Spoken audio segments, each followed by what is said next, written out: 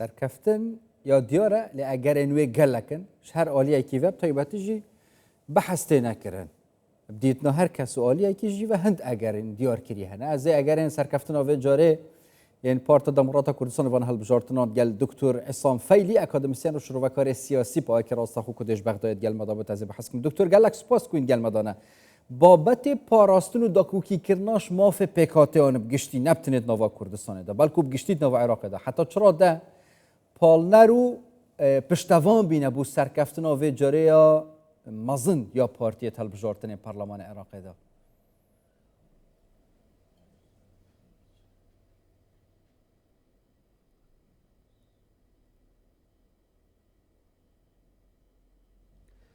نعم في البدء بەڵێ لە سەرتادا سڵاو ڕێز بۆ ئێوە هەروە سەرجەمی بینەرانمان من پێم وایە ئەوەی پارتی دیموکراتی کوردستان کە بەدەستی هێناوە لە کۆی گشتی دەنگەکان دەتوانێت کە بێتە پارتی دووەم لە دوای پارتی محەممەد شیع سوودانی بەم نێوەندەدا ئەم ئامادەبوونەی پارتی دیموکراتی کوردستان کە لە جوگرافیای هەرێمی کوردستاندا ئامادەی هەبوو لە بەشێک لە نینەوە و لە بەشەکانی دیکەشی عراقدا هەبوو ئەمە ئەوە پێ دەبێت کە پارتی دیموکراتی کوردستان یەکێکە لە پارتە هەرە گرنگەکان لە پرۆسی سیاسی عراقدا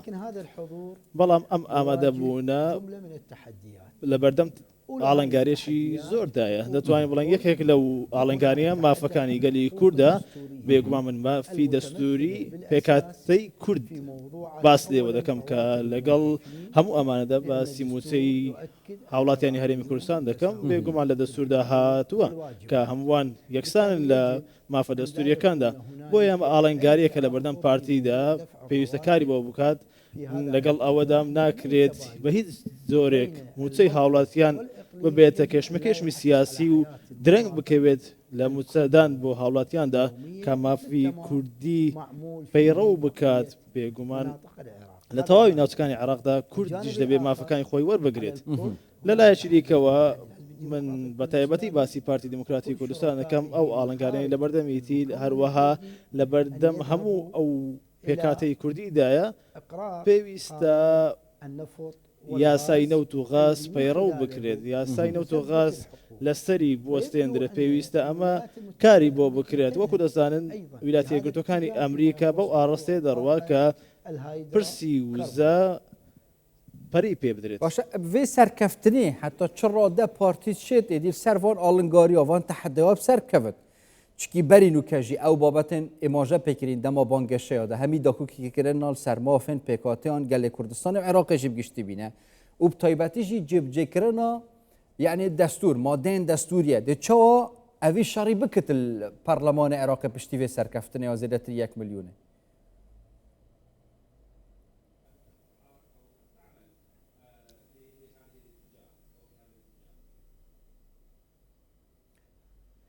يعني يجب أن يكون قبل هذا بێگومان هنالك بەر لە هەموو شتێک کە باس لێ بکران پێویستە ژوورێکی پەیوەندیەکان هەبێت لە نێوان پێکاتەی کوردی و پارتی دیموکراتی کوردستان بە تایبەتی کە وەکو دەزانن سەردەم کێشەکانی گەلی کوردی داستۆ گرتووە لە بەغدادا هەموو کێشەکانی گەلی کورد چارەسەر دەکات هەروەها کاری بۆ دەکات ئەو کێشانەی کە هەیە لە بەردەم کووردە پارتی دیموکراتی کوردستان کاری بۆ دەکات گومان پێویستە پارتی دیموکراتی کوردستان دەبێت دیدگایەکی هەبێت لە قۆناغەکانی داهاتوودا لە نێوان ئەکادیمیەکان لە نێوان کەسانی شارەزا کە دیدگایەک بدۆزنەوە دیدگایەک ببینەوە و پەیوەندیەکان پەرە پێ بدەن بۆ چارەسەرکردنی ئەم کێشانە هەروەها دەتوانین بڵێین لەگەڵ هەموو ئەمانەدا بابەتی یاسای نەوت و گازە بێگومان ئەمە کێشێکی گەورەیە پارتی دیموکراتی کوردستان لە سەریەتی یاخود کار دەکات بۆ ئەوەی ئەم کێشەی چارەسەر بکات ئەمە تەنها کێشەی پارتی دیموکراتی کوردستانی بێگومان کێشەی لایەنەکانی دیکەش لە کوردەکان لە بەغدا و لە بەسرە و هەموو لایەنەکانی دیکەشدا لە ئەم ناوچانەدا بەر لەوەی لە پەترۆ دۆلار دەکار بکرێت پێویست ئەم کێشەی چارەسەر بکرێت لە ڕێگەی یاساوە لە ڕێگەی دەستورەوە کە چەندین پارە قرس کراوە بۆ ئەم ناوچانە لەگەڵ ئەمانەدا یاسای نەوت و گاز هەموو چارەسەری هەموو کێشانەیە کە لە نێوان عێراق و هەرێمدا هەیە لە ڕێگەی دەستورەوە دکتر بدید ناتا کاروادانا آلیان سیاسیین شیعه و سنت ده چبن بغداد برانبری پارتی بتایبتیجی پشتی و یعنی من اماجه پیکر پارتا یکمل سر آستا عراق تا اماجه بتایبتیجی پارت یا سرکفتنا لیست محمد شیعه سودانی سر وزیر عراق کر او وکی هف پیمان لی اگر وکی حزب ام بحث کین پارتی یکمه ده کاروادانا آلیا چابد برانبری پارتیه ده چاو همی درگاه بو وکم تایبتیجی او نمونه یا کردستان یا آودان کرنه یا پیشکفتنه انجام دای دید گل وانا با همین افچین عراق پیشکش بکن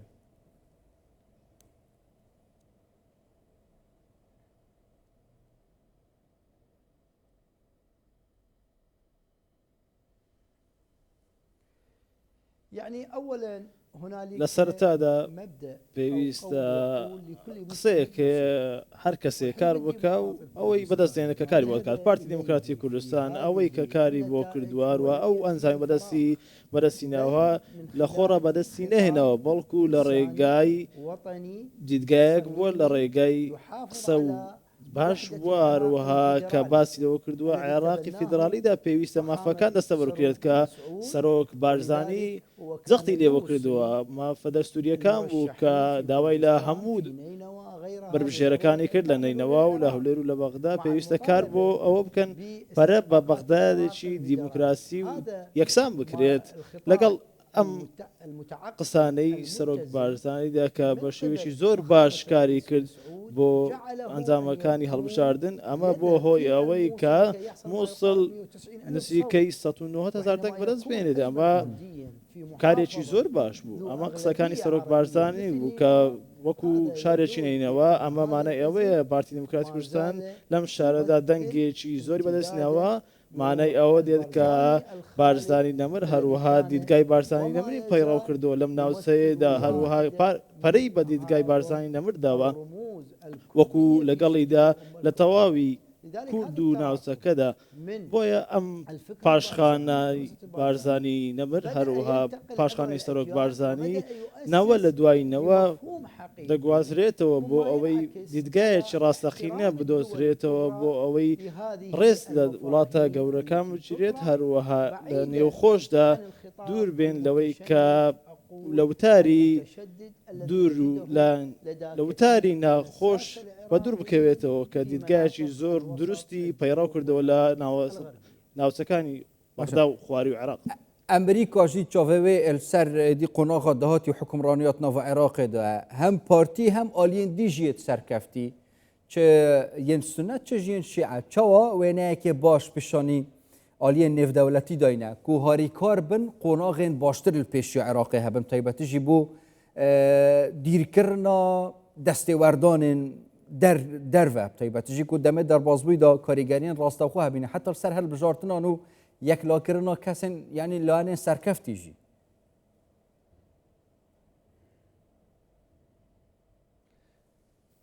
يعني الولايات المتحدة وەکو دەزانن ویلایەتە یەکگرتووەکانی ئەمریکا پێشتریش ڕایگەاندووە لە ڕێگای بەڕێستاڤایەوە کە عێراقێکی بەبێ میلیشیاکان دەبێت دوور بێت لە میلیشیاکان ئەوە مانای ئەوەیە کە ئەمریکا ئیتر جەخت لەو بابەتە دەکاتەوە عێراقێکی بێ میلیشیای دەوێت ئەمە ڕەنجی داوەتەوە لە زۆربەی زمانی دیبلۆماسی عێراقیەکاندا کە باسی ئەوەیان کردو دووپاتی کردوتەوە من باسی بەڕێز فات حوسێن دەکەم وەزیری دەرەوەی عێراق پێشتریش ڕایگەیاند و دووپاتی کردەوە کە ئەمریکا وڵاتێکی ناوێ کە 6 میلیشیا هەناوێت لە حکوومەتی عێراقدا هەبن بوونیان هەبێت ئەمە بابەتێکە بابەتێکی دیکە بەڕێز سابت عەباسی بەڕێز وەزیر بەرگری ئەویش ڕایگەیاند کە ئیتر پێویستە ئەم بابەتە گرنگی پێ بدرێ و وەلاوە بنرێت هەموو ئەم بابەتانە ئیتر ئەمەمە بۆ دەرەخات کە ویلایەتە یەکگرتووەکانی ئەمریکا ئیتر عێراقێکی دەوێت بۆ بەرهێنانی تێدا بێت گەشتە سندوو بێت ئەمە ڕەنگ دەداتەوە لەوەی کە ئەمریکا ئیتر کار لەسەر ئەوە دەکات لە هەرێمی کوردستاندا ئەمە ڕەنجی داوەتەوە ئەمە دەبینی کە هەولێر و دۆهۆک و هەموو ناوچە کوردستانیەکان دەبینین گەشە سندووە هەروەها ئەوەی ئەم گەشە سندووەی کە ڕەنگی داوەتەوە ئەمریکا ئەمەی دەبێ هەروەها کاتێک دەبینی تۆ دەچیتە ناو هەولێر وەکو ئەوەی باسی بڕۆیتە ناو وڵاتێکی ئیماراتی یاخود بڕۆیتە ناو وڵاتێکی زۆر پێشکەوتوو لە ڕێگای پێشکەوتنەکانەوە لە ڕێگای ئەو وەتەرخانەی کە بەدەست هاتووە لە ڕێگای ئەم پێشکەوتنەی کە بەدەست هاتووە هەروەها لە ڕێی ئەم پرۆژە گەورانەوە بێگومان ئەمە هەموو ئەوە دەردەخات کە دیدگایەکی زۆر گەورە هەیە لە هەرێمی کوردستاندا کە بیر لە 50 ساڵی داهاتوو کردووە لە ڕێگای حکوومەتی هەرێمی کوردستانەوە هەروەها بە سەرپەرشتی بەڕێز سەرۆک مەسعود بارزانی. قال سپاس دکتۆر عیسام فەیلی ئەکادمیسیان و شڕڤەکاری سیاسی پواکی ڕاستەخۆ هینج بەغداد گەلمە بوو.